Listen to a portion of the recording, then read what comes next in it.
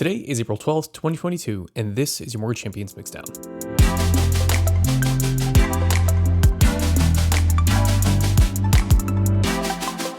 Today we're asking the question, are stand-ups just another trendy fad, or do they actually offer a daily checkpoint that could be vital to you or your team's success? Like many other agile management tactics, stand-ups have migrated from Silicon Valley to become a daily rhythm for teams across the world. The question is, should yours be one of them? Which is why this week we're diving into what an effective stand-up consists of, how to adapt this stand-up model for sales teams, and whether a stand-up is right for you and your sales team. So let's start with the basic question. What is a stand-up? Well, at its core, a stand-up is just another morning meeting archetype. It's not to say that there aren't reasons stand-ups have become increasingly popular. There are. Here are some of the core characteristics of a stand-up. 1, they take 15 minutes or less. 2, they are commonly held in a transitional space, for example, a hallway or a busy sales floor. 3, they require attendees to stand during the meeting. And 4, they are always built around questions. But before moving on, let's quickly dissect the underlying logic beneath each of these core characteristics, because without understanding the why behind the what, stand-ups can quickly become ineffectual meetings that attendees are quick to avoid and ultimately organizers loathsome to host.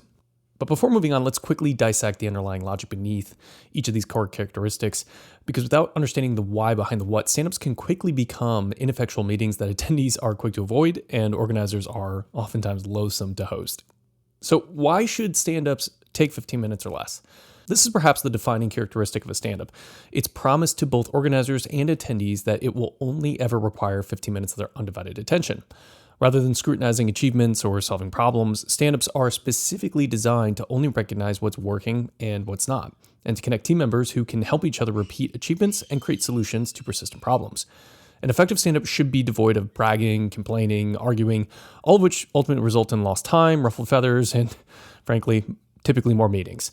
Limiting stand-ups to 15 minutes or less not only encourages regular attendance, but engaged attendees, resulting in fewer recapitulations and more time to ultimately accomplish the priorities at hand. So why shouldn't stand-ups happen in places like meeting rooms, conference rooms, you name it? Well, for much the same reason that stand-ups should never take more than 15 minutes. Stand-ups are best held in transitional spaces where attendees don't enter quote-unquote meeting mode. It may seem counterintuitive, but effective stand-ups are, in essence, regular meetings that feel more like impromptu meetings. We all know the difference between a quarterly review and a hallway chat with a colleague about a deal on the verge of closing. That's the essential difference between a stand-up and any other regular meeting on your calendar. Stand-ups are radically focused on the now, what's happening today to influence results and drive business forward. Everything else not only can, but must wait. So why should attendees be encouraged to literally stand during a stand-up? Well, the why behind having employees stand for stand-ups should be somewhat self-evident, but there is a reason for asking employees to stand, and it's basically a stepchild of one of Dale Vermilion's favorite phrases, the mind can only take what the butt can stand. Look, asking employees to stand not only reinforces the impromptu feeling of stand-ups, but encourages everyone in attendance to keep their contributions brief, as well as gives a visual aid to organizers when they're losing their team members' attention. Now, if you have an employee who, for whatever reason, health reasons, you name it, simply can't participate in that way, don't force the issue, but it is best to set the expectation that stand-ups are conducted, standing, making sure to explain why that's the case in order to gain team member buy-in before you launch a stand-up is also really important. So why are stand-ups built around questions? We'll get much deeper into this core characteristic in our next installment, but effective stand-ups are always built around questions versus reports, KPIs, OKRs, BHAGs, any other analytical tool that you can think of. These questions can and should vary from industry to industry, sometimes even from team to team, but they should never become section titles or agenda items. I think it's fair to ask the question why, and the reason is because the goal of a stand-up is to collect very quick answers from those in attendance. Look, there may or may not be a quick answer to how you're tracking against your month-end sales goals, or how your latest marketing campaign is performing, or whether a certain lead type is converting. But there is a quick answer to what sales opportunities do you have before you today, what marketing piece can you share today, or how many leads do you plan to call today.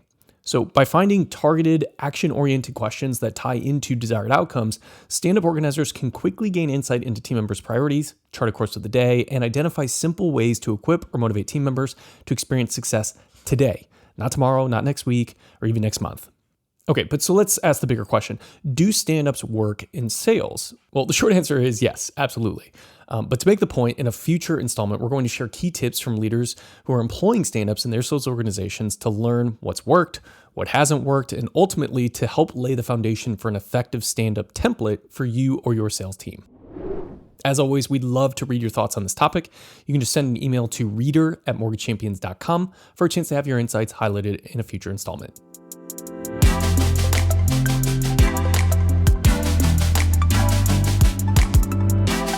The Mixdown is a production of Mortgage Champions. This episode was hosted and edited by me, Jake Vermillion. Music by Envato Elements.